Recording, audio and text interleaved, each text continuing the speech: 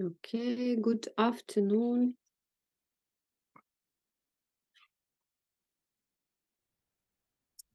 Can you hear us?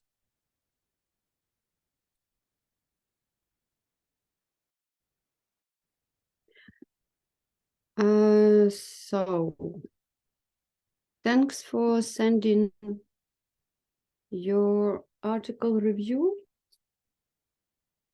And Maxim, I'm waiting also for your article review because it's one of the written tasks you have to do. I'm in process. I see. Okay, and do you know when the examination session starts? Not yet. Not yet, yeah, because I don't know when we have the credit, Zalik. Because the first course and the second course, they have the first week of December, they have credits.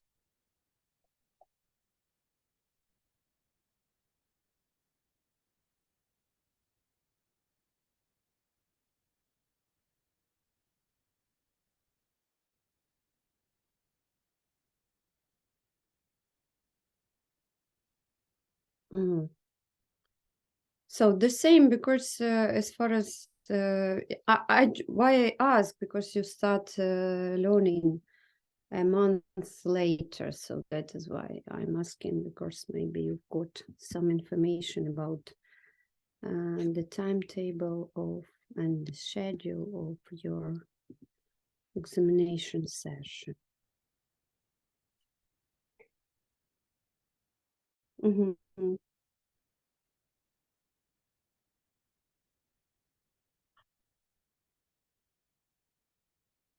Mm-hmm. Mm-hmm.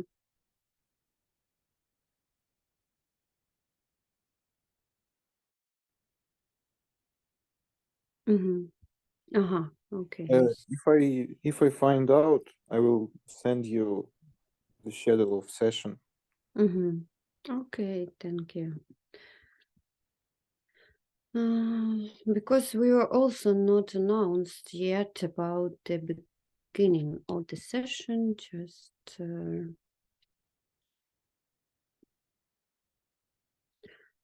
so today we will talk about lecture styles, and as far as I know, you've got a lot of lectures and you had got them during your bachelor.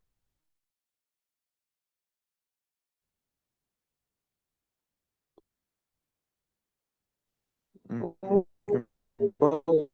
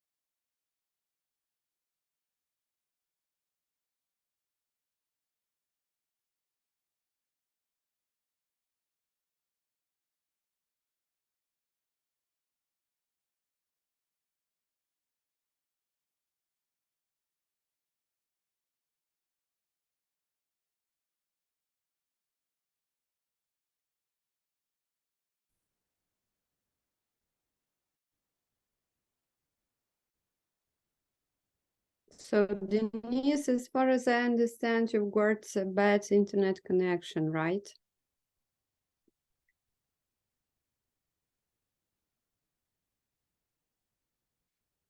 Oh, okay. Adalbert, can you hear us?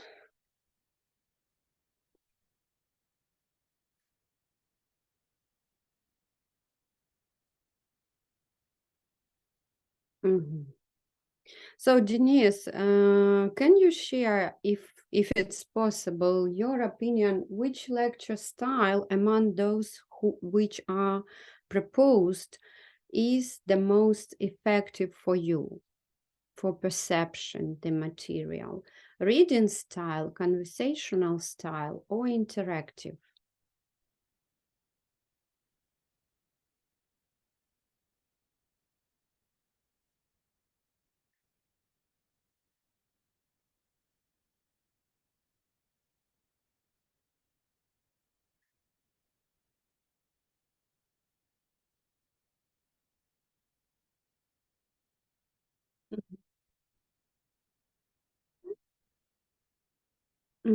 So how do you understand interactive style of lecture?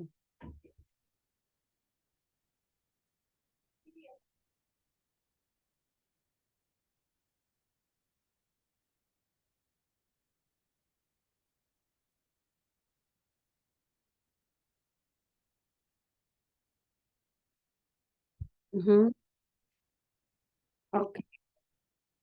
When participants are involved in the process, right? Okay, right, sure. Thank you very much. And which style do you find the easiest to understand the material, the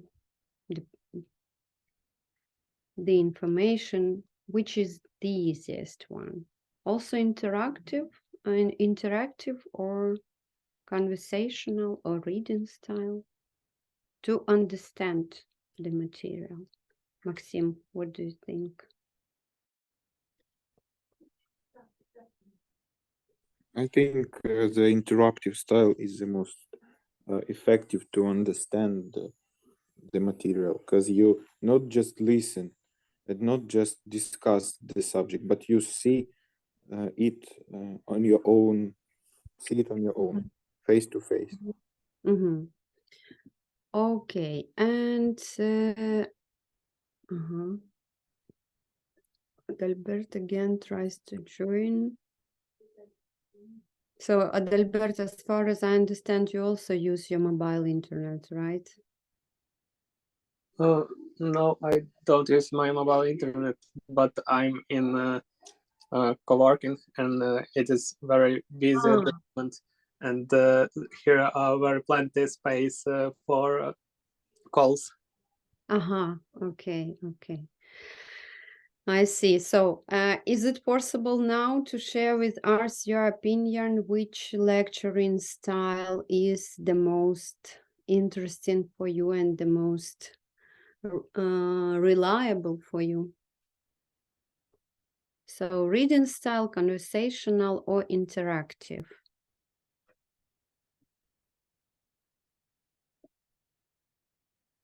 I guess interactive one. It sounds like something most entertainment. And the easiest way to understand and memorize the information, right? Yeah, sure. So, and which style do your lecturers prefer at the university in most cases? It's interesting question. I guess at the moment most lectures just show the presentation and read information from it, and students just watch it. Without interactions, because it's hard to have good interactions when students don't have internet or have unstable internet. So probably reading. Okay, reading style is the most popular. Okay, and have you ever been to chalk and talk lectures. Chalk and talk. Have you heard about this style? Maybe when you attended classes, face-to-face classes, during your first or second course. Did you go to the university? Oh yeah, I went to the university in the first and half of the second course, but I don't familiar with this lecture style. Chalk and talk, like with the help of chalk, the lecturer works calculating on a board and explaining formulas and writing on the board everything. It is called chalk and talk. Maybe math, maybe physics in this style were given. Yeah, we had a lot of such lectures.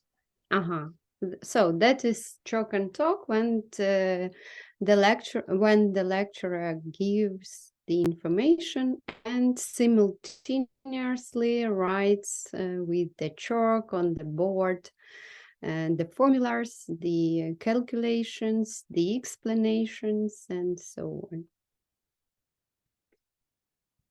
Okay, thank you very much. And now I will try to share with you the lecture, and we will try to analyze which style is used in this lecture, okay?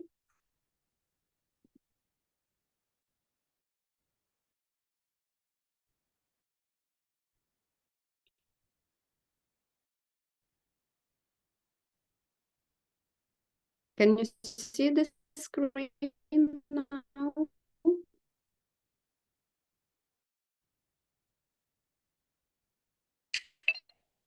Yeah.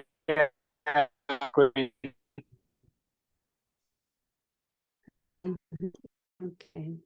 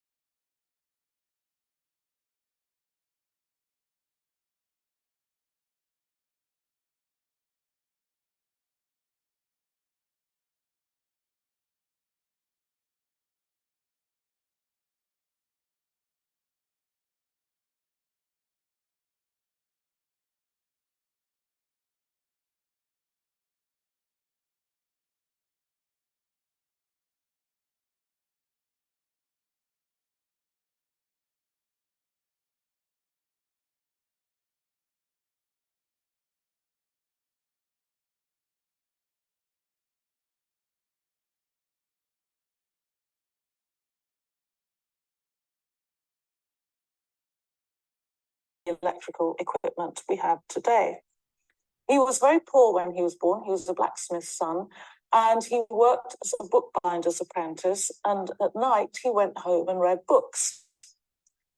And one of the books that he read was a book called Conversations on Chemistry by a Swiss immigrant called Jane Marseille. And Conversations on Chemistry was translated into several European languages. It appeared in many editions, and it was the first introduction to science, not only of Michael Faraday, but also of many other scientists. And to his credit, he did always pay tribute to her until he died. So I think this is an excellent example of how influential these women educators were, even though in conventional histories of science, we never hear anything about them at all. He was also the rather younger contemporary of Mary Somerville, whom I mentioned earlier, the woman whose bust was still on display at the Royal Society. She had a very successful career as a writer, a translator, scientific interpreter. She became known as the Queen of Science. And Charles Lyell was a very famous geologist. He was the man who was extremely influential on Charles Darwin when he was developing his theory of evolution. And he wrote to his fiancée, "Had our friend Mrs. Somerville been married to a mathematician, we should never have heard of her work. She would have merged it with her husband's. Okay, maybe that will be enough to discuss what style it is. It's reading. Yeah, reading with presentation, right? And which is familiar for you? The first one or the second one?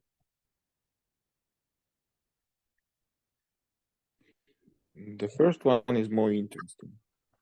Is more interesting, yeah, and which is familiar for you, like The first one. also first You mean familiar is the most popular and the most popular is the second, because in our university most lectures are like the second one. Okay, and one more example of giving presentation online and giving explanations, maybe you will guess. Oh, just a second. I'll find to open. So, and while I'm looking for the one more example, could you please tell me if you are asked to give a lecture, what would you choose?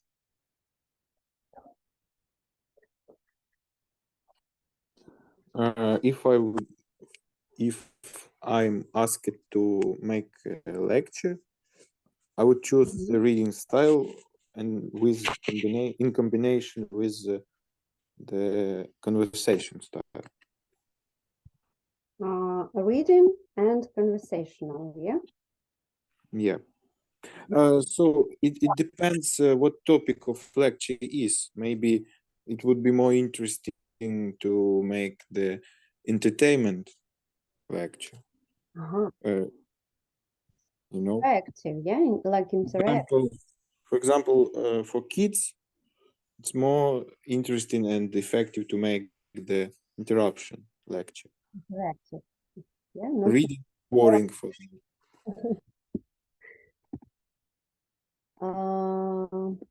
Okay, so one more lecture, maybe familiar material for you.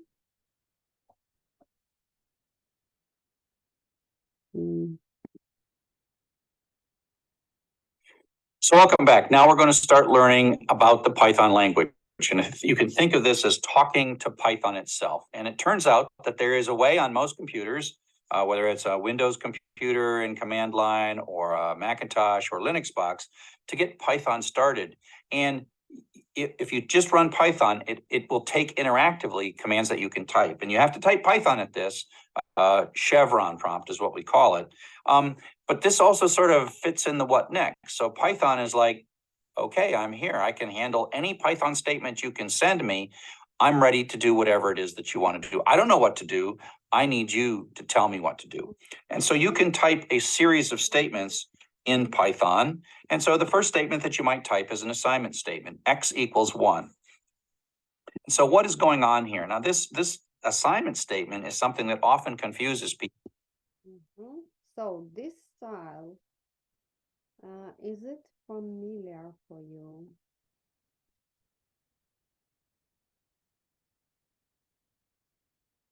So when you see the presenter and you see the material, like presentation. When they move from math to programming, an equal sign. Do you have the same style of lecturing nowadays when you have online education?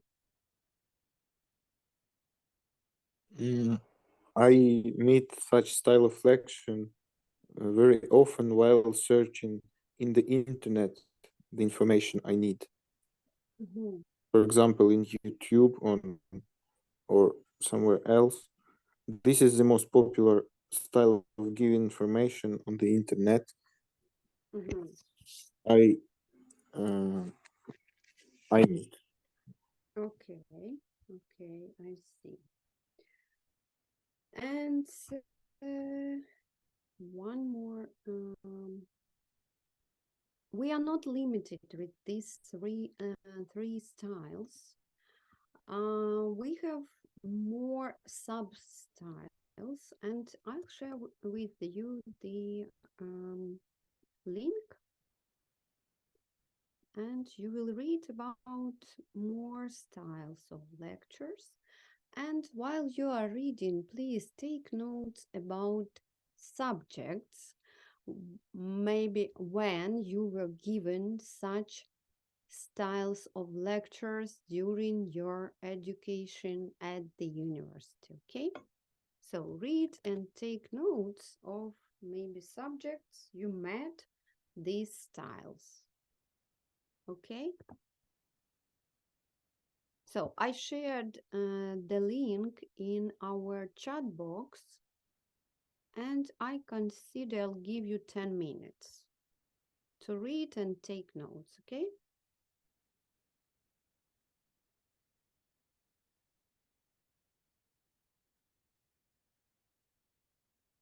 Have you followed the link?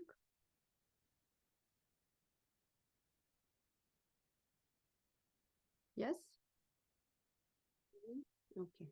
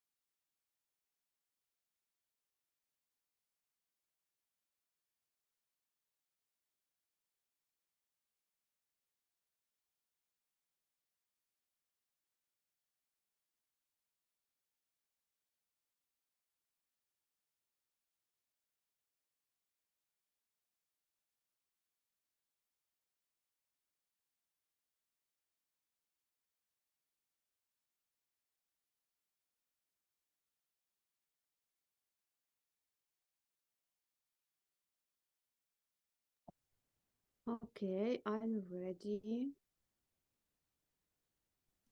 Sure.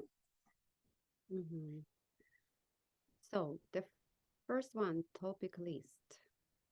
Any examples you've got?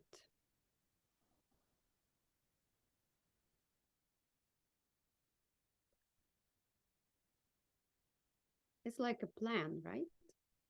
When a teacher announces you a plan, and according to the plan, explains the material step by step. Do you have any examples of any subjects of this style of lecturing?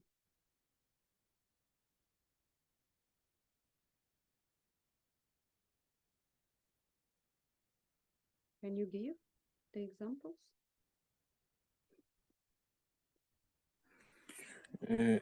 All these styles we meet in different lectures, and there is no unique lecture that can be described with only one style. But to answer your question, let's give, for example, the philosophy lecture. The topic list is given, and then each topic was discussed. We had such lections in third or fourth course. Yeah. And so, yeah. Okay, and it might be a combination of styles during the lectures of one subject. Yeah, you can give the examples of combination of styles which teachers used during their lectures.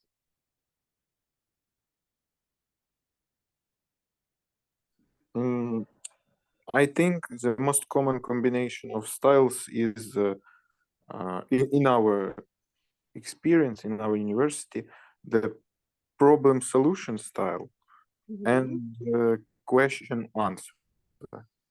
These two styles are the most common for me in last half of year, not half of year, in last semester.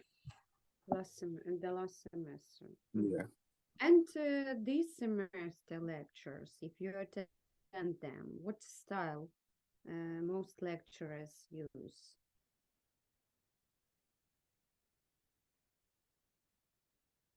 As I said, the question answer.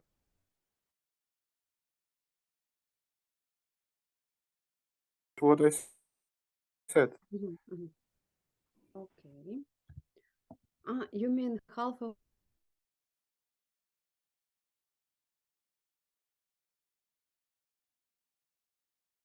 a year of this semester? Yeah, And yeah, I I mean half of a year because the semester is usually it takes a part of year, but then I Okay, I see. Sorry. So I thought about the last semester. Okay, and a series of events where it might be used, not in math subjects, but in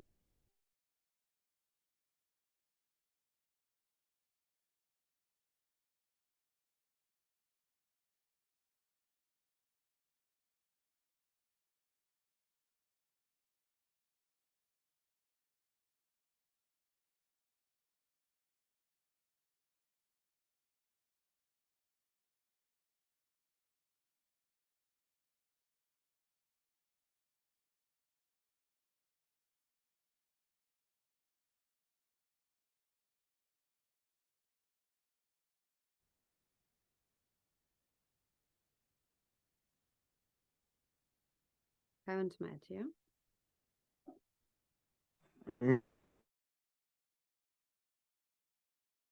maybe recall. Okay. And during the lectures, thank you for your answer, Denise. Maybe you would like to add anything?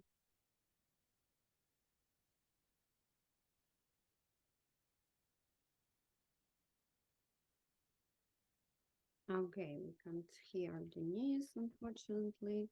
And do you need a 5-minute break? Because we could now. You don't need. Okay. So, and speaking about lectures, when a teacher starts these lectures, does he or she give key terms at the beginning or during presenting the materials? Or maybe you know key terms of the lecture. So which way he gives or explains key terms, or maybe you know them in advance.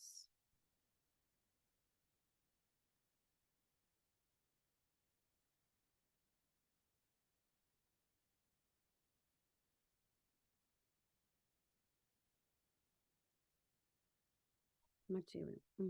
When you take notes and during the lecture, maybe he explains or she explains some terms.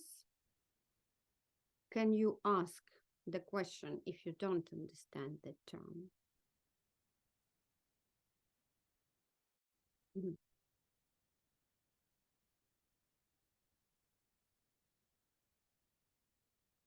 The definitions. Okay.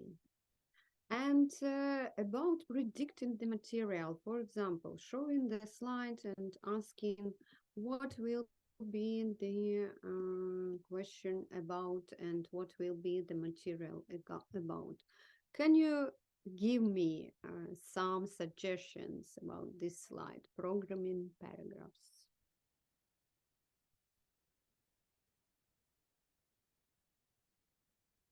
What might be the next slides about, the material about?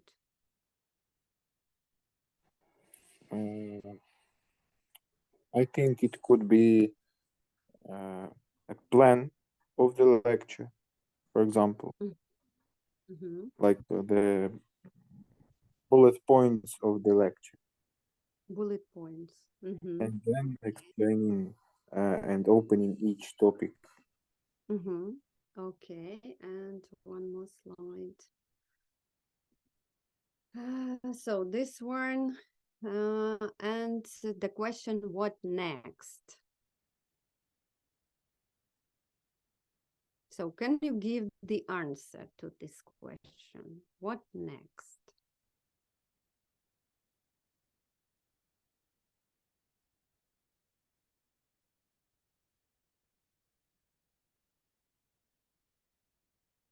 You type a comment and press enter button, right?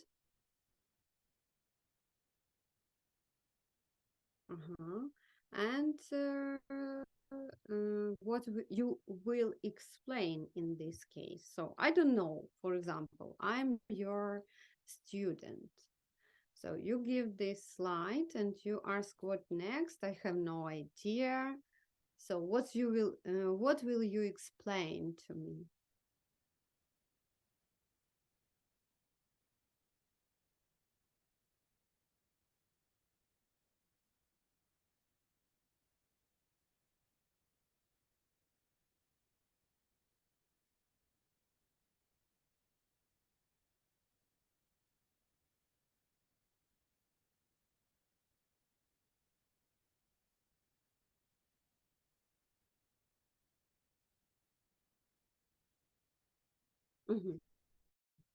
So that this material corresponds to your explanation.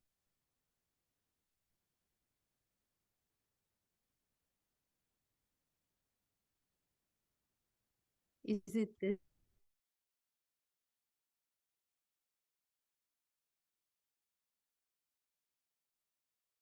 to me?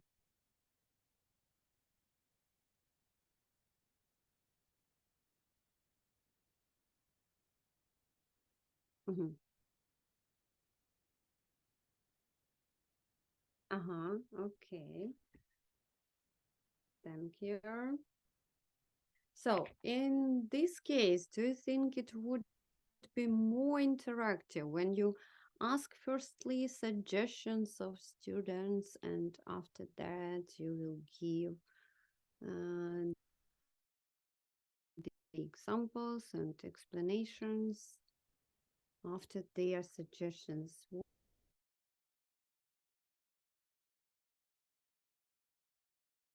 More effective, or just explaining without asking any?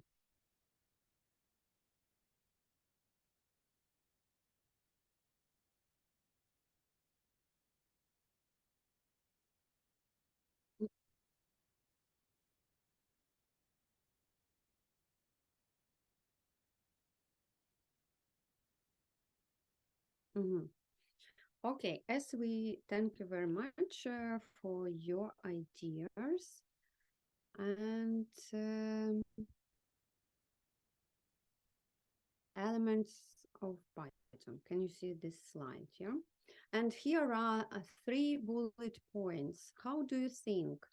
How much information you would add to these bullet points? So, which is not written on the slide.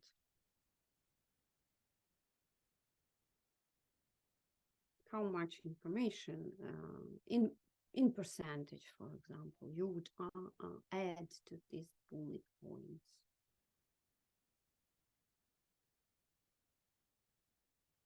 Which is not given in this slide. Maxim, any suggestions? This slide is empty on the half, so I would add the 100% of the text which is here now, and the slide will be full. The whole information about these topics. So do you think, I'm sorry, do you think we need to fulfill the slide or just give oral explanation? I mean this one. We can give oral explanation, yeah. And fulfilling the slides is also possible. But these topics cannot be explained on one slide. They need a lot of space, a lot of maybe not in one presentation. Maybe there can be given some links on useful sources to students can go and study themselves. And what's about? I would like you to answer. What's about the information on the slides and the information given by your lecturers?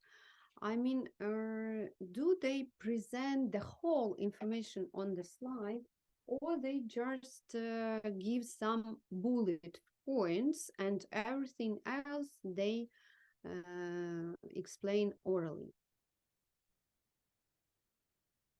For you?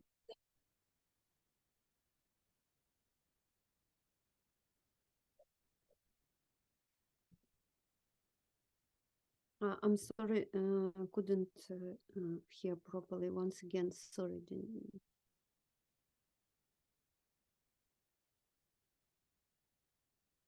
Oh, information. Okay. And do you take any notes, or you just receive handouts or the material of the lecture, the presentations, and you don't need to take notes anymore?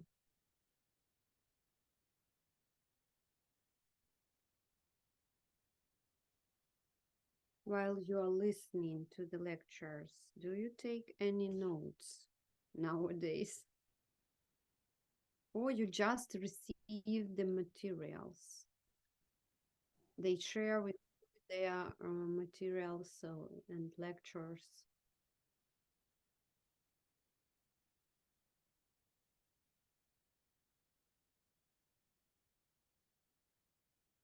Bachelor degree, yeah?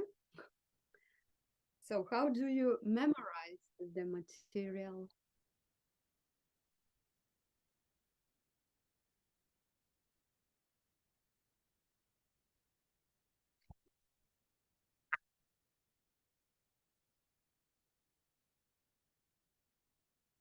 Mhm.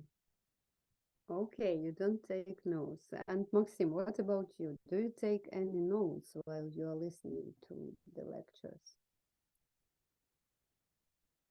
Now I'm not taking such a lot notes like in first and second course, but I take them. For the first course of master degree, I have this single textbook, which is unique for each subject, and all the notes are in one place, so it's easy to get them in one time. Mm-hmm.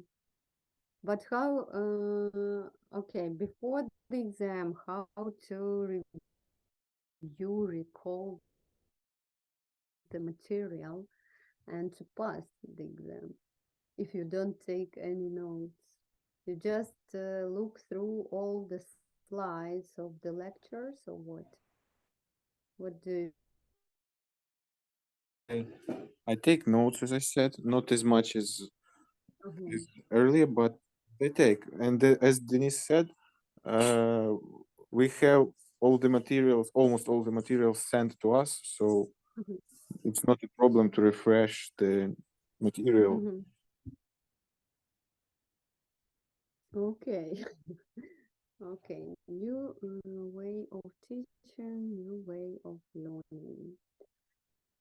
And let's again a bit listen to the presenter of Python lecture to analyze how much material is given on the slide and how much material is given orally in percentage, approximately.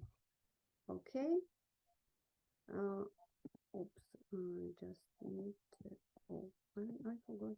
Sorry, I forgot to turn on my camera. So I need to share with you the screen. So we will listen for maybe approximately 5 minutes to just analyze the percentage of given information on the slide and given information orally. Okay. Has a direction to it. It's an arrow. It really is saying, dear Python, you got a lot of memory. You got a lot of memory. Take a little tiny piece of that memory and remember it and name it X. I might use that. I'm going to use that later and stick a 1 in it. So this is sort of like stick 1 in a spare place in memory and name it X. Print X says, go take whatever that spare bit of memory was and bring it back out and tell me what I put in it. Now, it's kind of redundant, but usually you're doing something more complex than this. Put something in memory and then take it back out. That's the first thing. Now, what this is doing is this is an expression, and that says take whatever's in X, which is a 1, and then add 1 to it, which becomes 2, and then stick it back in X. So that adds 1 to X, and then we print that out, and it's a 2, and then we quit.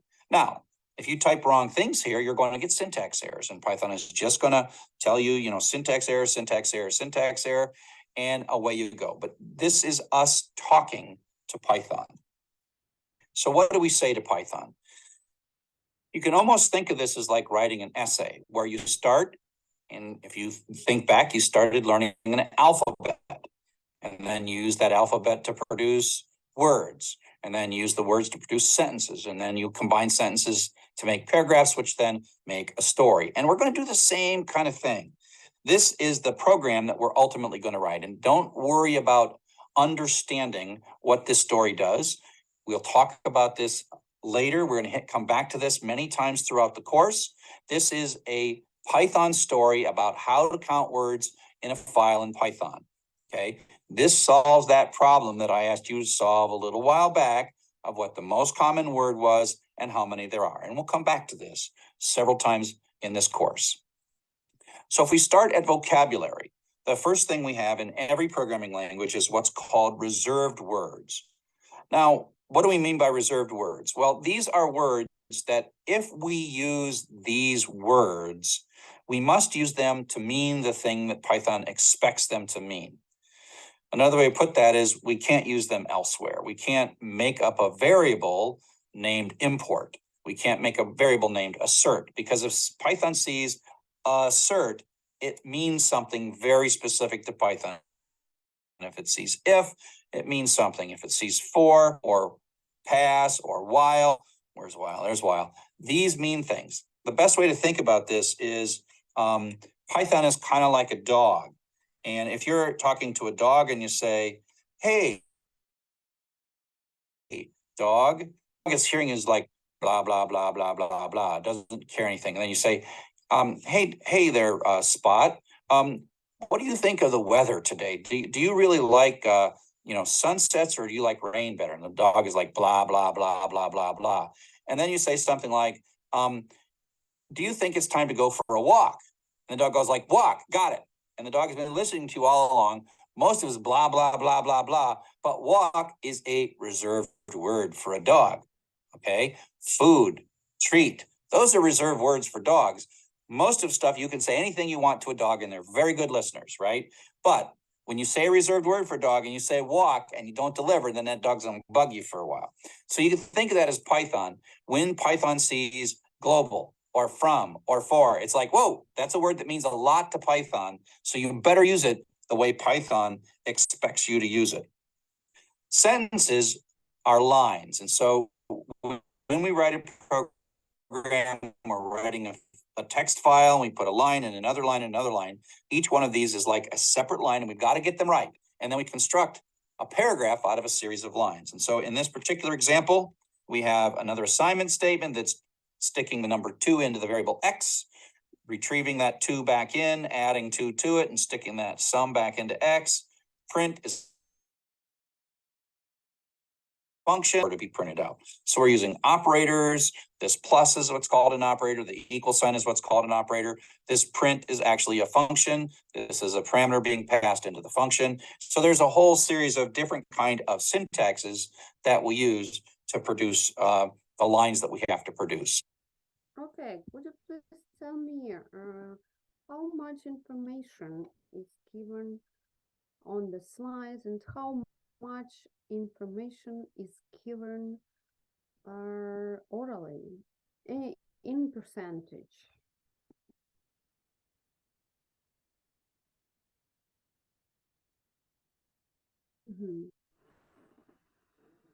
And the rest one, explanation. So how do you find this style of presenting? It seems to me it's conversational style, right? Of giving them. It's reading with examples. It's, Do you think conversation. Do you think it's reading? Yeah, because nobody talked with teacher. Teacher is having a monologue. So conversational style, it's also like given material without notes, just like speaking, not reading. And interactive style, when you interact with people, you ask questions, you listen to their answers, then you give your answers in more details, explanations again, you involve them, so it's interaction. When you are all participants in the process. And conversational style means like you are not reading, you just giving the lecture without notes, like explaining like just a normal conversation, but it's more like monologue. Sometimes might be some questions, but mostly monologue. Well, it is not the way I understood this style of lecture. I thought that a reading style is when only the teacher talk, no matter how.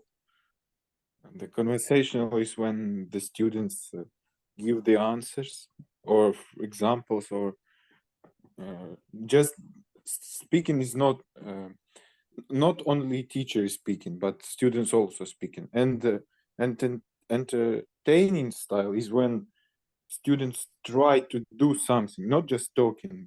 For example, try to lift the high weight. You can't, that because it's heavy, and so on, you know.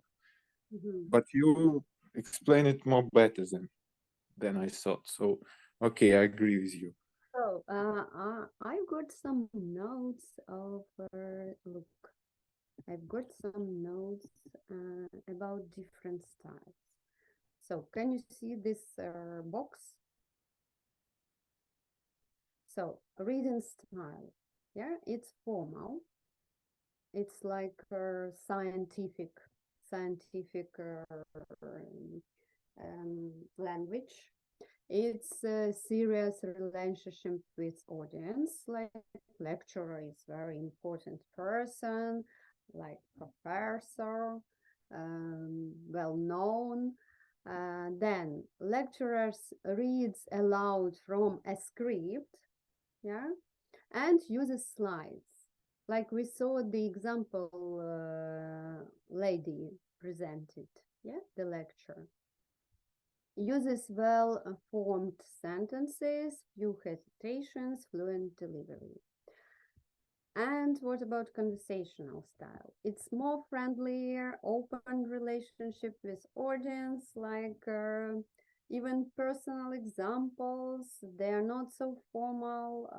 They are more like open, friendly people with outgoing also, and their behavior like you are partners, but not the big distance between a lecturer and an audience.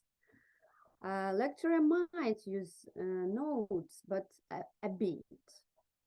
Uses slides, also uses a mixture of formal and less formal language, like give an example about dog, yeah.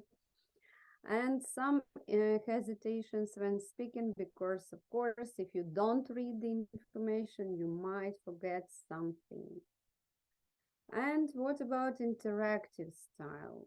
Direction of interaction with audience. Lecturer speaks without notes, uses slides, uses informal language, and of course, asks questions and listen to the points of view, the way students think, and then direct this way. It's interactive style. So that's why I consider that the example of Python lecture is conversational style more. Yeah, and somehow it can be interactive. As you remember, there was a question to the audience, what is next? So part of interaction was there. Right. If it will be face to face, of course it will be interactive. But if it is just like the video, yeah, then unfortunately they haven't got the opportunity to listen to. But if it's like stream, yeah, we call it stream. Sometimes and very often even lecturers ask to write their comments or just to wait for the answers while asked questions during the online lectures. Yeah, I hope it happens while you have in lectures. If you are asked questions, so you've got time to answer or type your answers. But interaction is very important for what? What do you think? Why it's important to interact with the audience?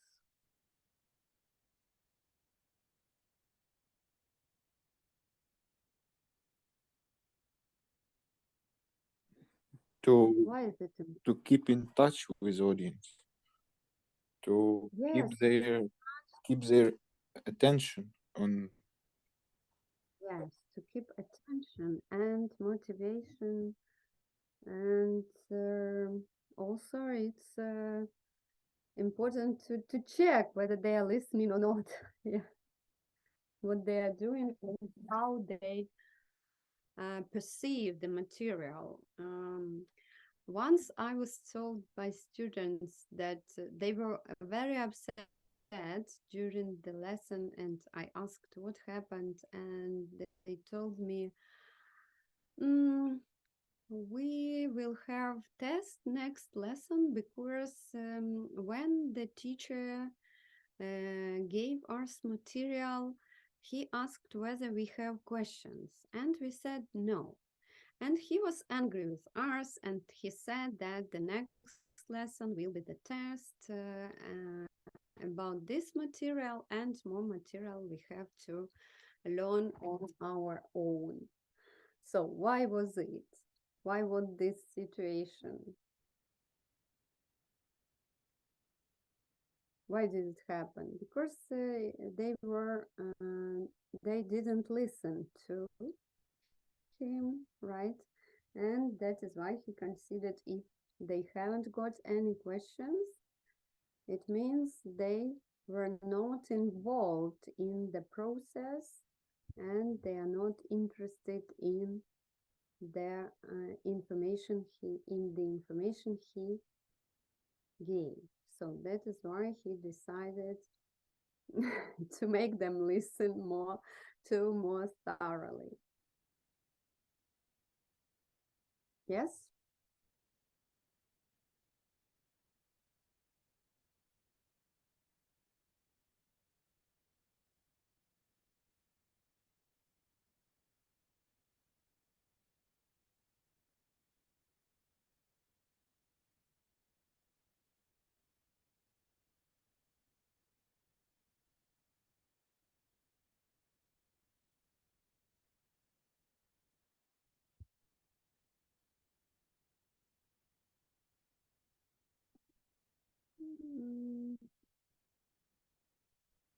Unfortunately, I can't hear you again, Denise. Sorry. So bad connection.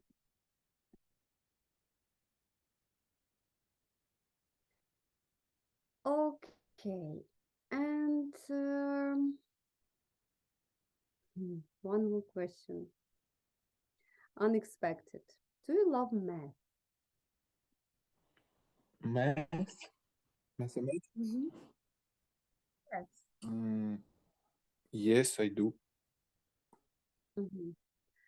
Are we all born to be mathematicians? What do you mean? That mathematics it's interesting and must have for everyone. And we see it everywhere. Well, actually, we see it everywhere.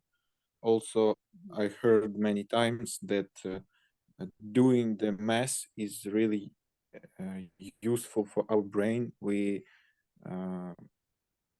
improve it by doing the exercises. So it's useful for everybody, but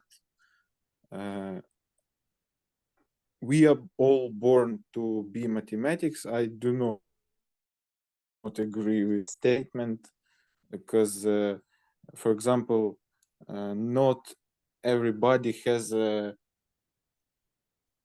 talent maybe or the ability to do math. So they would better do something else and with better results than math. So it depends from personality. It depends on personality. Not from, okay. It depends on. Okay, if you say that mathematics is everywhere, can you give the example from real life where it is? Because as for me, I'm not a mathematician, and I don't understand still why I need it, except I can calculate some numbers. So where is math real life? Well, this example is going to a shop when you have to calculate. Okay, it's too simple. Then all of us has computers or mobile phones. They all use math to not everybody need to know all the mathematic details of how computers work, but they are, and we met them every day. So yeah. Okay, is math a set of patterns? Set of what? I don't hear. Моделей. Приклад. Oh, I don't know how to answer. I would like you to watch the example of presenting math and tell me after watching whether you agree with the approach the presenter proposed this to us, yeah? And what is his style of presenting the information, okay? It's about math.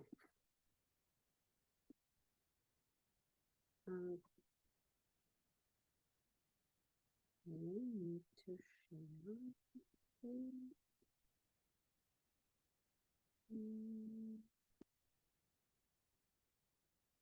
Okay, can you see now?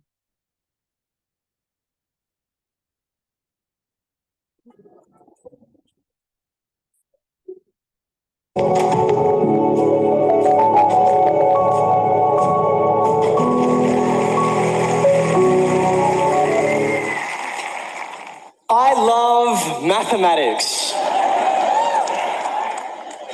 Is exactly what to say at a party if you want to spend the next couple of hours sipping your drink alone in the least cool corner of the room. And that's because when it comes to this subject, all the numbers, formulas, symbols, and calculations, the vast majority of us are outsiders. And that includes me. That's why today I want to share with you an outsider's perspective of mathematics, what I understand of it from someone who's always struggled with the subject. What I've discovered as someone who went from being an outsider to making maths my career is that surprisingly, we are all deep down born to be mathematicians. But back to being an outsider, I know what you're thinking. Wait a second, Eddie. What would you know? You're a maths teacher, you went to a selective school, you wear glasses, and you're Asian. Now, firstly, that's racist. Secondly, that's wrong. When I was at school, my favorite subjects were English and history. And this caused a lot of angst for me as a teenager because my high school truly honored mathematics. Your status in the school pretty much correlated with which mathematics class you ranked in. There were 8 classes, so if you were in Maths 4, that made you just about average. If you were in Maths 1, you were like royalty. Each year, our school entered the prestigious Australian mathematics competition and would print out a list of everyone in the school in order of our scores.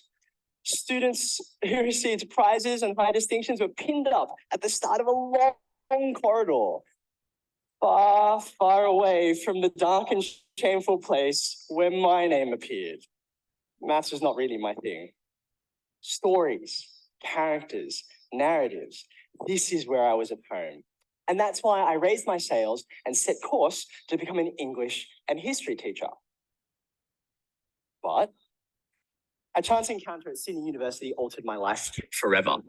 I was in line to enroll at the Faculty of Education when I started a conversation with one of its professors.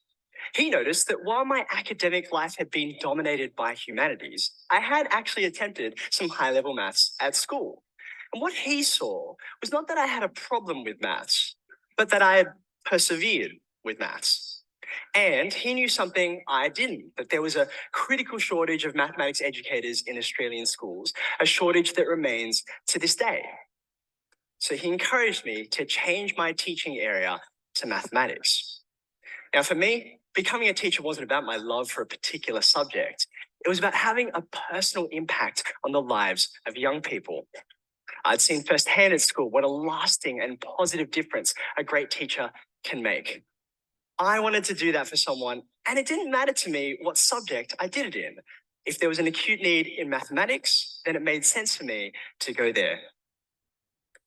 As I studied my degree, though, I discovered that mathematics was a very different subject to what I'd originally thought. I'd made the same mistake about mathematics that I'd made earlier in my life about music. Like a good migrant child, I dutifully learned to play the piano when I was young. My weekends were filled with endlessly repeating scales and memorizing every note in the piece Spring and Winter. I lasted 2 years before my career was abruptly ended when my teacher told my parents, his fingers are too short. I will not teach him anymore. At 7 years old, I thought of music like torture. It was a dry, solitary, joyless exercise that I only engaged with because someone else forced me to. It took me 11 years to emerge from that sad place. In year 12, I picked up a steel string acoustic guitar for the first time. I wanted to play it for church, and there was also a girl I was fairly keen on impressing. So I convinced my brother to teach me a few chords, and slowly but surely, my mind changed. I was engaged in a creative process.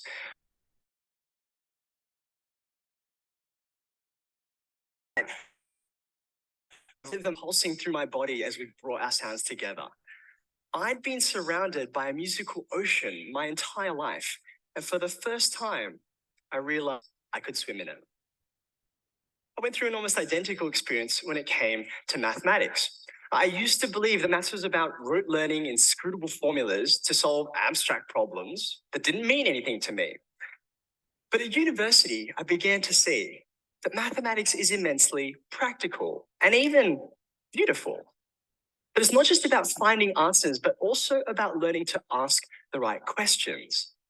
And that mathematics isn't about mindlessly crunching numbers, but rather about forming new ways to see problems so we can solve them by combining insight with imagination. It gradually dawned on me that mathematics is a sense. Mathematics is a sense just like sight and touch. It's a sense that allows us to perceive realities which would be otherwise intangible to us. You know, we talk about a sense of humor and a sense of rhythm. Mathematics is a sense for patterns, relationships, and logical connections. It's a whole new way to see the world. I want to show you a mathematical reality that I guarantee you've seen before, but perhaps never really perceived. It's been hidden in plain sight your entire life. This is a river delta. It's a beautiful piece of geometry. Now, when we hear the word geometry, most of us think of triangles and circles, but geometry is the mathematics of all shapes. And this meeting of land and sea has created shapes with an undeniable pattern. It has a mathematically recursive structure. Every part of the river delta, with its twists and turns, is a micro version of the greater whole. So I want you to see the mathematics in this. But that's not all. I want you to compare this river delta with this amazing tree. It's a wonder in itself, but focus with me on the similarities between this and the river. What I want to know is why on earth should these shapes look so remarkably alike? Why should they have anything in common? Things get even more perplexing when you realize it's not just water systems and plants that do this. If you keep your eyes open, you'll see these same shapes are everywhere. Lightning bolts disappear so quickly that we seldom have the opportunity to ponder their geometry. But their shape is so unmistakable and so similar to what we've just seen that one can't help but be suspicious. And then there's the fact that every single person in this room is filled with these shapes too. Every cubic centimeter of your body is packed with blood vessels that trace out this same pattern. There's a mathematical reality woven into the fabric of the universe that you share with winding rivers, towering trees, and raging storms. These shapes are examples of what we call fractals as mathematicians. Fractals get their name from the same place as fractions and fractures. It's a reference to the broken and shattered shapes we find around us in nature. And once you have a sense for fractals, you really do start to see them everywhere. A head of broccoli, the leaves of a fern, even clouds in the sky. Like the other senses, our mathematical sense can be refined with practice. It's just like developing perfect pitch or a taste for wines. You can learn to perceive the mathematics around you with time and the right guidance. Naturally, some people are born with sharper senses than the rest of us. Others are born with impairment. As you can see, I drew a short straw in the genetic lottery when it came to my eyesight. Without my glasses, everything is a blur. I've wrestled with this sense my entire life, but I would never dream of saying, well, seeing has always been a struggle for me. I guess I'm just not a seeing kind of person. Yet, I meet people every day who feel it quite natural to say exactly that about mathematics. I'm convinced we close ourselves off from a huge part of the human experience if we do this, because all human beings are wired to see patterns. We live in a patterned universe, a cosmos. That's what cosmos means, orderly and patterned, as opposed to chaos, which means disorderly and random. It isn't just seeing patterns that humans are so good at. We love making patterns too. And the people who do this well have a special name. We call them artists.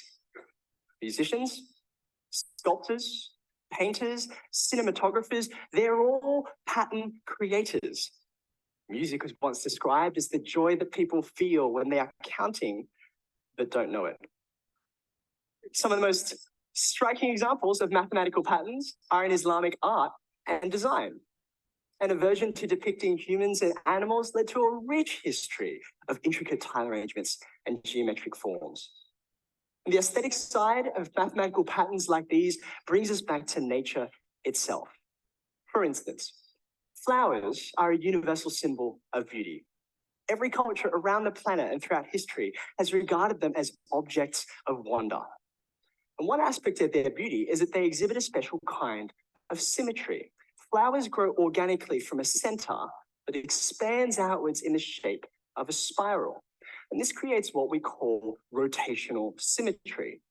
You can spin a flower around and around, and it still looks basically the same. But not all spirals are created equal. It all depends on the angle of rotation that goes into creating the spiral. For instance, if we build a spiral from an angle of 90 degrees, we get a cross that is neither beautiful nor efficient. Huge parts of the flower's area are wasted and don't produce seeds. Using an angle of 62 degrees is better and produces a nice circular shape, like what we usually associate with flowers. But it's still not great. There's still large parts of the area that are a poor use of resources for the flower.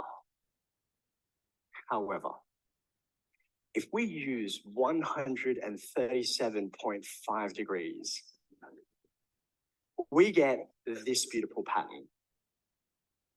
It's astonishing.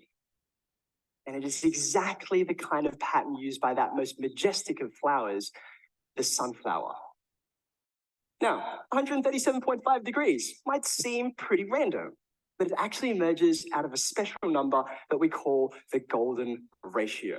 And the golden ratio is a mathematical reality that, like fractals, you can find everywhere. from the phalanges of your fingers to the pillars of the Parthenon. And that's why, even at a party of 5,000 people, I'm proud to declare I love mathematics.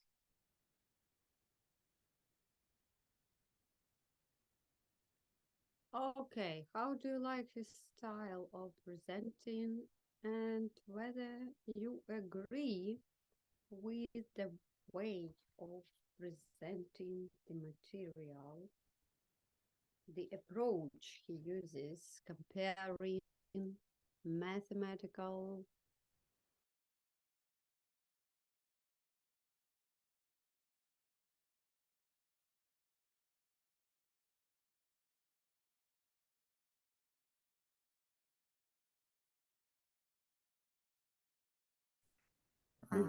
His style is conversational, yeah. yes. Right. I understood maybe 90% of what he was talking, and I agree with him. You agree with this approach, yeah? Do you think it will be effective approach during math lessons at school? Maybe at school, in this lecture were some Math terms, right? terms that in Yeah. school people do not understand, but Like fractal uh, or lection of that topic, natural or lection of such topic with such a style, just remade especially for pupils, would be great for schools and first.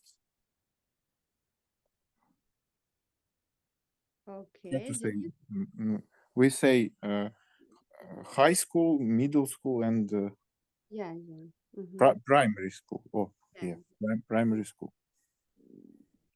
Denise, what do you think about that?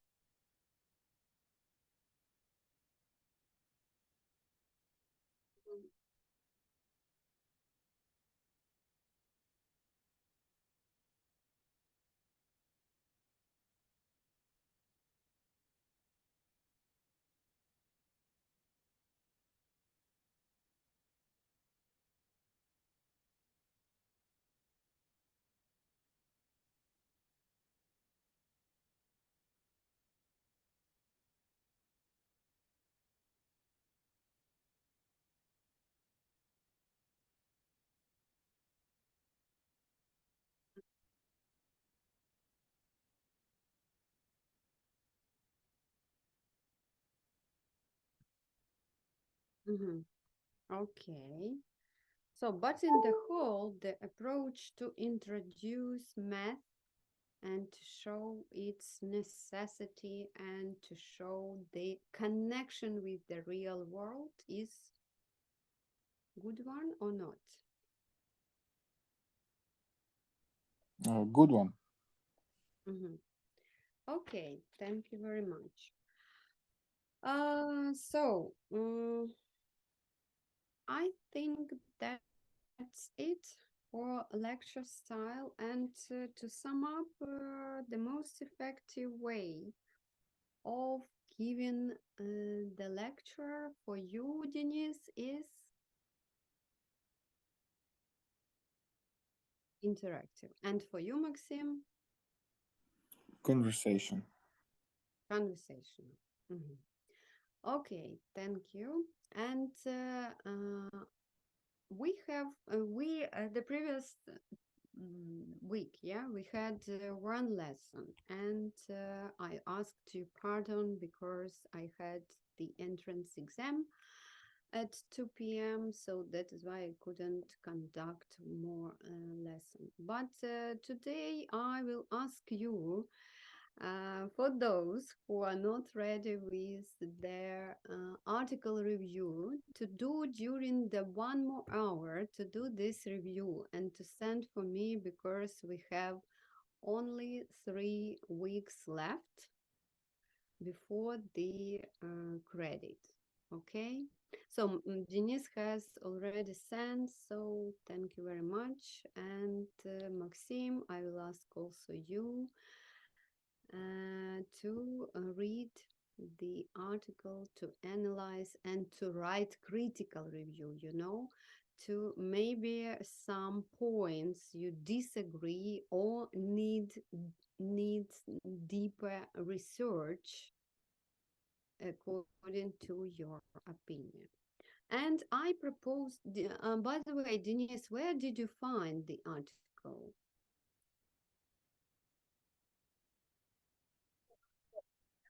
Google Scholar. So, Maxim, I will send you also the link to Google Scholar, because lots of resources you can find there, and you choose one article related to your future scientific research, and maybe it will be useful for your theoretical part. And to write down critical review consists of 2 paragraphs. The first paragraph will be about the article in general, like summary, yeah. And the second paragraph will be just your opinion, what is good and what is wrong, maybe with the results of this article. Okay? Okay, I got it. How will you send me the link? I can send it in even here now. If you wait for a minute, I'll. Yeah, please. Mhm. If you can. Yeah, and maybe it will be useful resource for you in future to find some materials for your future in chat box, yeah. For your future scientific research. You just type the keywords there, and according to the keywords, Google Scholar will propose you scientific books and scientific articles devoted to these, included these keywords. Okay? Okay, I got it. Okay, so then thank you very much, and Maxim, waiting for your review, and Denise, you may be free for today.